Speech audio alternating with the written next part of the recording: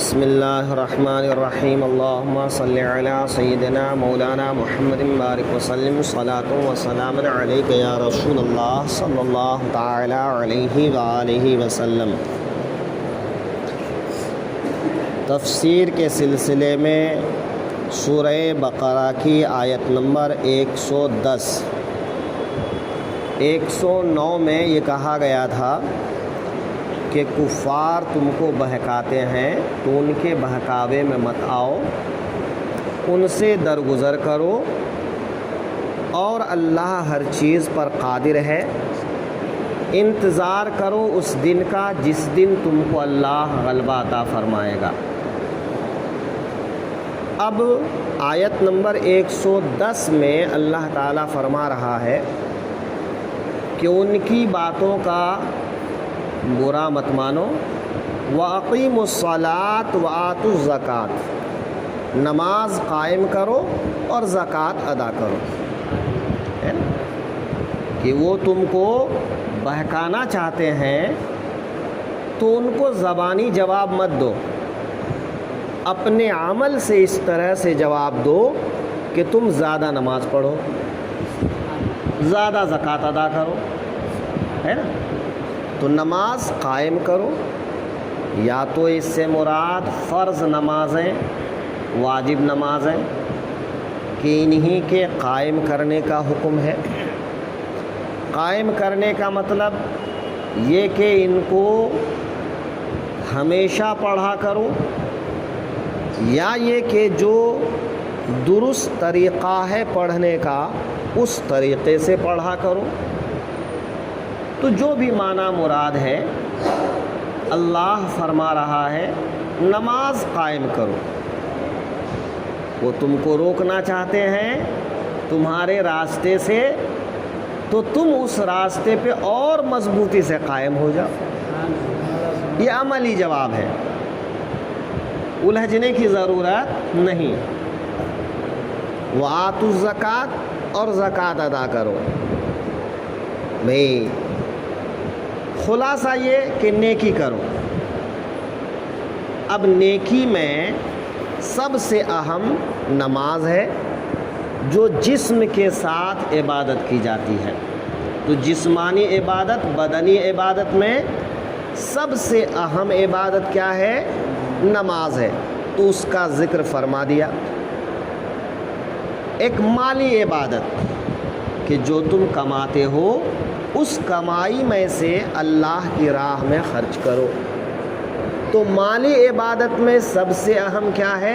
زکوٰۃ۔ اگر تمہارا مال نصاب کی مقدار کو پہنچ چکا ہے تو پابندی سے زکوٰۃ ادا کرو، اور اگر نصاب کی مقدار کو نہیں پہنچا ہے یا زکوٰۃ کے علاوہ بھی صدقہ خیرات کرتے رہو، گاہے بگاہے اللہ کی راہ میں دیتے رہو۔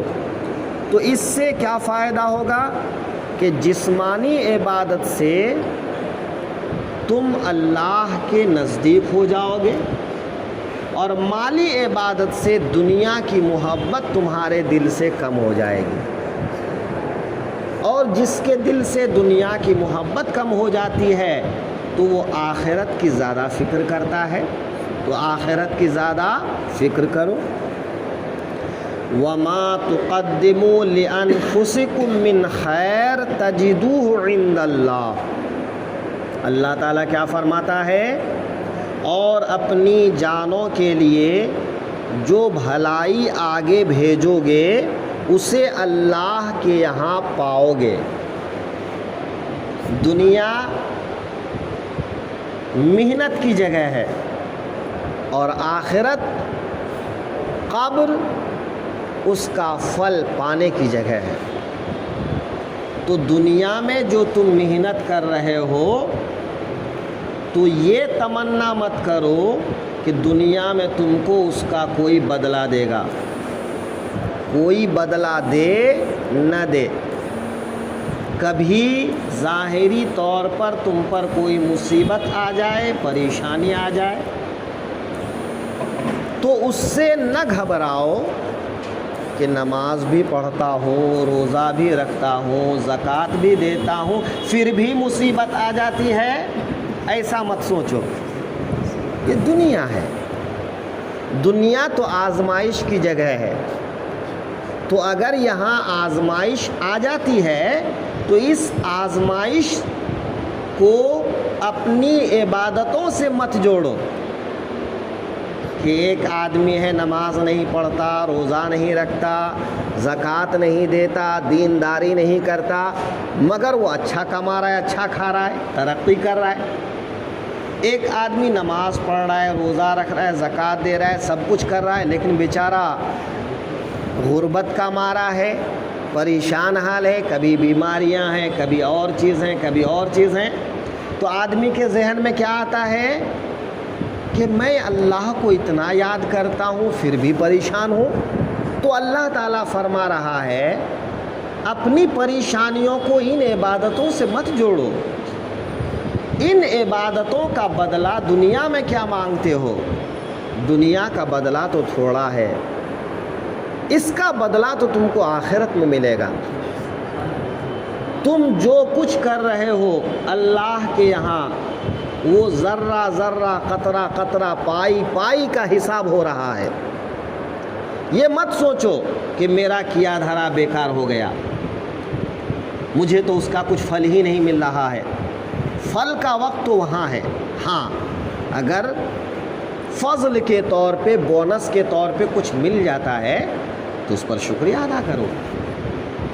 یہ ممکن ہے اللہ تعالیٰ جو ہے دینے پہ قدرت رکھتا ہے، اللہ راضی ہو کر یہیں تم کو دے دے، تو یہاں جو دے دیتا ہے اس کو اللہ کا فضل سمجھو، باقی اصل بدلہ تو تم کو وہاں ملے گا، ہے نا؟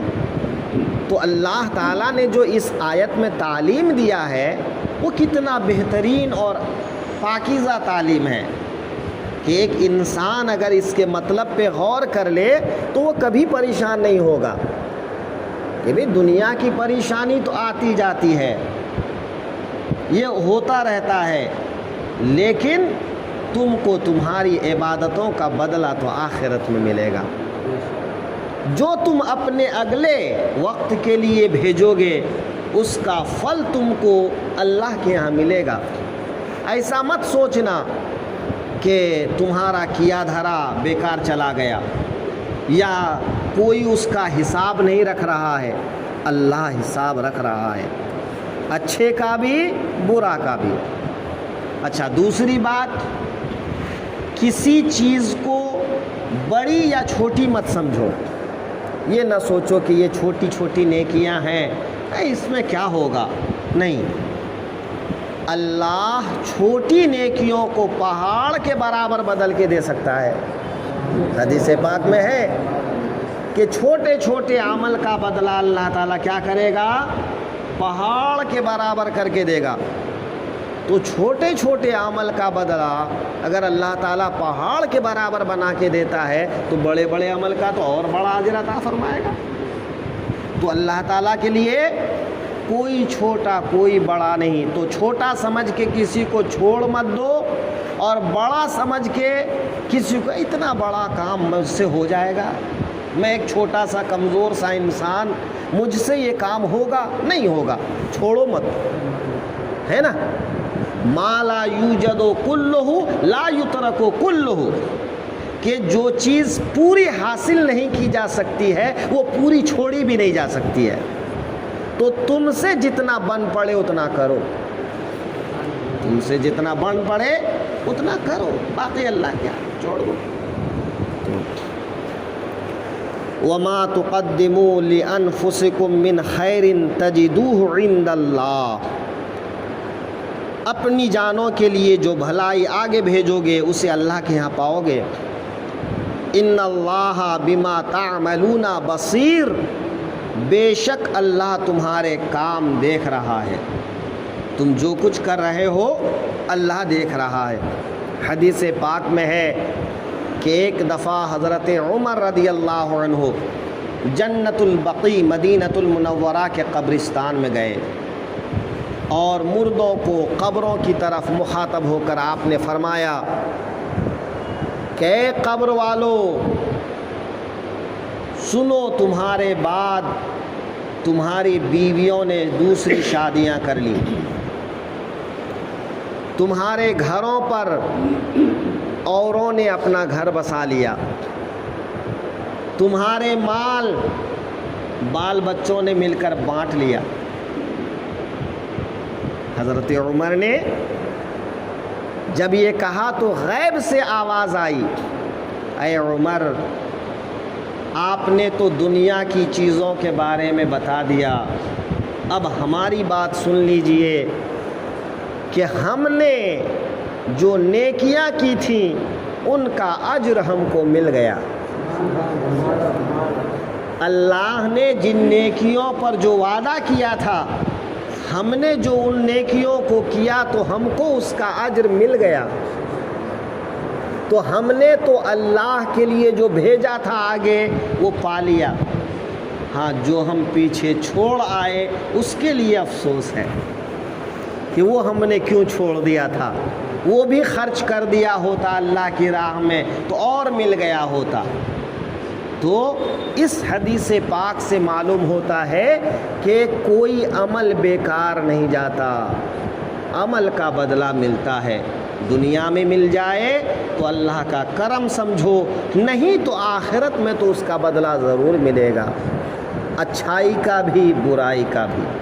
تو یہاں اچھائی کا ذکر ہے، کہیں پر برائی کا بھی ہے، اور کبھی کبھی آدمی ضد سے جو ہے چیز پہچانی جاتی ہے، تو اس میں سمجھ میں آ گیا کہ جب اچھائی کا بدلہ اللہ دے گا تو برائی بھی تو اللہ کے یہاں پہنچ رہی ہے، اس کا بھی تو حساب کتاب دینا ہوگا۔